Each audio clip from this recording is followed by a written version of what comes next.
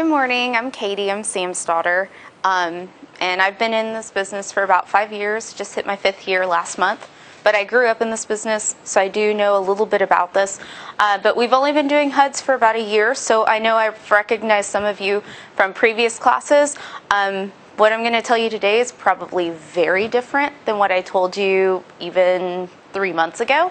So HUD is ever changing. I just went to a class last month and with the Vice President of Directing and Marketing, I believe, for Home Telos, and she gave an MCE class for 4 hours, and it was a wonderful class. She gave us a lot of new information, a lot of things that are upcoming, but a lot of changes. So we've kind of learned on our own as we've gone along through this, but since I've taken that class, it now is starting to make a lot more sense. And since then, we've had another conference call, and they've told us more changes. So, we're kind of rolling with it, but, please forgive us if we come up with something that's totally wrong. We're still learning this as well. We got our first HUD home last year about this time, so like right at a year ago. And since then, from that home to, the last HUD home that we got assigned, totally different. So, just kind of moving along with it. But let's get started with this. So how to register and submit bids for your purchasers. Okay, so a few of you don't know what a NAIDS number is. If you're a broker, you're required to have one. If you're not a broker, make sure your broker has one. You actually are not required to have one, just your broker, whoever your broker is. And the way you do that is you go to, excuse me, let me take this down. HUDhomestore.com. And on that website, you can register for a NAIDS number if you're a broker. If you're not a broker, you can tell your broker to go there if they don't already have one. If you don't know, ask your broker to say, hey, do you have one of these? And they'll know. If they don't know, then say, okay, well, you need to go here. It's not immediate. It takes, from what I understand, 6 to 8 weeks to get one. Registering for it is immediate. However, it's the government, so it takes a while for them to issue it to you. So make sure you have that before you go out and start showing these homes, because if you get out there and then realize, oh, we don't have one of these, you're kind of up a creek for a few weeks. If your broker already has one and they have already registered at HUDhomestore.com, because everybody has to register, then it's your turn. If your broker has not registered at HUDhomestore.com for a login, a username to submit bids, make sure they do it first. This is a big issue that's been coming up over and over again. Brokers haven't registered before at HUDhomestore.com because it used to be Bid Select and Southwest Alliance. Well, now it's all in one central location. So if you ever want to find any HUD home in the world, well, United States, HUDhomestore.com, you'll find every HUD home that's out there, because there's 3 managing companies, but we all go to HUDhomestore.com. But if your broker hasn't registered to submit bids or to be a bidder, this is going to come back and get you in later on. What happens is when you register instead of your broker first, you become the designated broker's contact. So now when everybody submits a bid, they have to go under you instead of the broker. So make sure your broker does it first, because if someone, for whatever reason, is having a hard time trying to register, they can at least do it under the broker's name and let the broker know, hey, I'm submitting a bid under your name, but it's for me, and they'll know what to do with it. Otherwise, you're going to be the main contact, and it's going to be a mess to try to figure out and how to straighten out, because I know that this has been an issue over and over again. I get calls all the time, people saying, well, I submitted a bid, but I haven't heard anything, and this guy came up as the contact, and he's not our broker. You got to call HUD Home Store at that point at this number, because otherwise I really can't help you. I don't actually manage this website. I just direct you to it. So make sure your broker does it first so that they're the main contact. Once they've done that, then you're free to register. It's very simple. Takes maybe 5 minutes, if that. There's also a glitch in their system that everyone calls me on and says, hey, it's saying that my license is expired, but I'm good for another 2 years. Call HUD Home Store. They have to walk you through on this tiny little glitch. I'm not exactly sure what happened, but for whatever reason, there's a glitch in their system and it won't let you register. Excuse me. So just give them a call. They're very helpful. They're usually available anytime you call. I think I've only had 1 or 2 instances where I had to wait on hold for a while, but they're pretty good about answering and they'll definitely help you. Come on in. But once you've registered, like I said, it takes about 5 minutes. Just going to plug in some information that they'll ask you. And I know one of the questions is, when did you get your license? What month and day? You know, kind of guesstimate on that. If you don't remember exactly what day you passed your test, you know, kind of go with that. Once you're registered, you can start submitting bids all you want. Very simple. You'll go to HUDhomestore.com. On the main page, actually I'll log in to show you. On the main page, you can click on Texas. And once you click on Texas, you can type in the case number, which is the easiest way to find it. Or you can type in the address, but sometimes it doesn't pull it up. So here's the map. You can click on Texas or whatever state, and then it'll pull up all of these properties. Or you can type in, where is it? The case number right there. Very easy.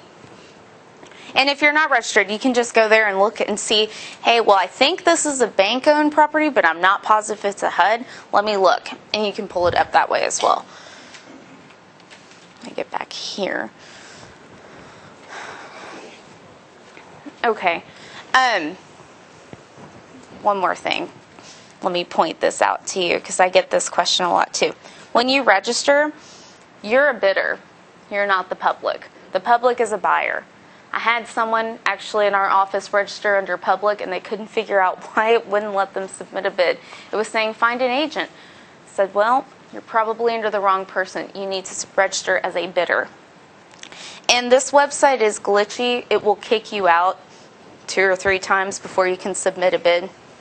It's one of those things. That's their, I don't know, it's been like that since the beginning of our run with Home Telos, so I don't really know what's going on, but their system is a little goofy sometimes. Yes, sir.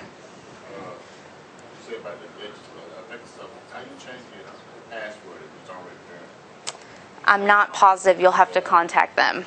I don't manage that website.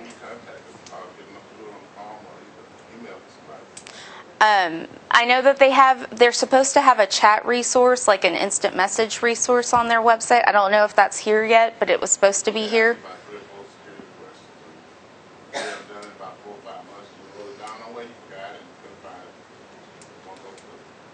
I mean, I would just try to call them and figure it out. I don't really know. We haven't had this problem yet because we're logged in all the time. He'll have to call them. Exactly. So once you've registered, you can submit your bids for whoever you want. Investor versus owner-occupant bids are a little bit different. If you're representing a government nonprofit agency, it's a little different. I think that they have to wait I think they have to wait the first initial 10 days and then they can start submitting their bids. But if you're trying to do the Good Neighbor Next Door program, let me just explain that very quickly because I learned this in that class that MCE class that I took. The Good Neighbor Next Door, HUD deems whether this property is in a revitalization area. We don't. They do. And so if it's in a revitalization area, it will most likely qualify for the Good Neighbor Next Door program. If you don't know what the Good Neighbor Next Door program, it's for first responders like EMS, firefighters, police officers, teachers, and I think that may be it. There may be someone else that qualifies for that. But what happens is they can buy these homes and get 50% reimbursed to them at closing. So they're pretty much buying a house for 50%. And they have to do that up front. They can't wait until the very end and say, oh yeah, by the way, I'm a teacher, so I want this back. You have to disclose that up front, because otherwise they won't give you that money back.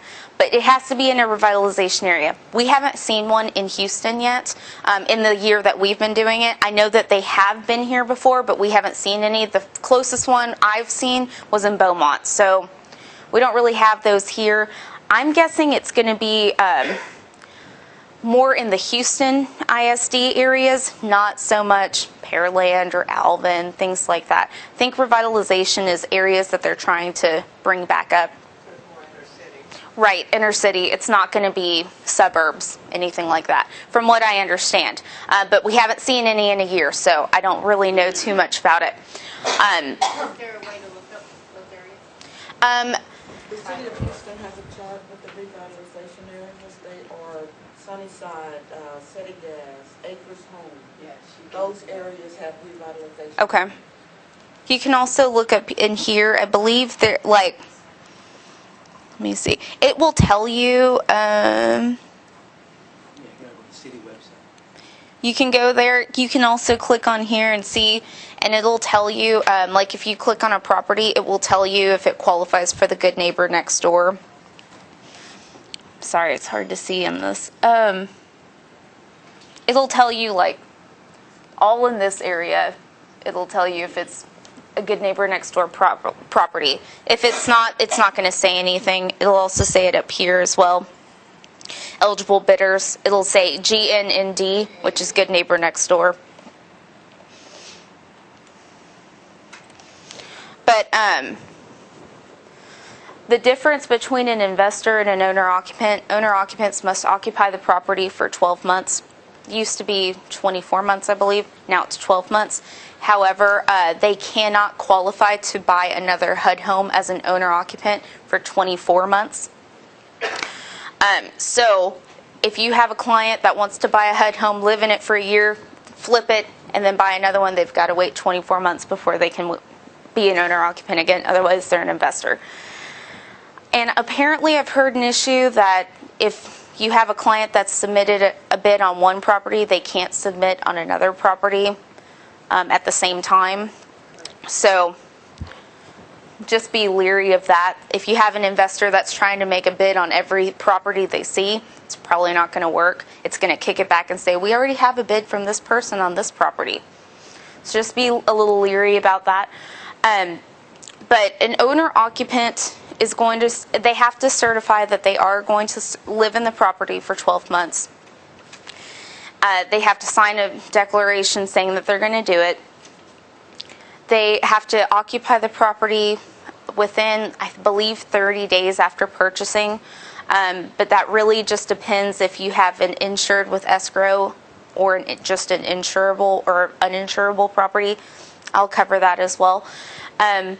Owner occupants also have a little bit of leeway if they submit a bid, get their bid accepted, and they want to do inspections. They can do inspections, and then within those first 15 days of having the property executed or the contract executed, they can, if they have anything that comes up, let's say foundation's cracked in half, they can get a loan denial letter from their lender, submit it to HUD, and they can try to get their earnest money back. Investors don't have that option.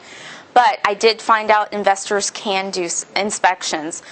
We were under the impression, because at first they told us inspectors could not do inspections. They couldn't turn utilities on. They didn't have a choice. They're buying it, as is, where is, together with all faults. Owner occupants are buying it as is, where is, together with all faults, with an option. Investors were buying it just as is. Well, now they can do inspections, but they don't have the choice of getting their earnest money back or the chance of getting their earnest money back. So if something comes back and they find out the slab is cracked in half and they want their earnest money back, it doesn't matter. They're an investor. They don't get that chance. Owner occupants do.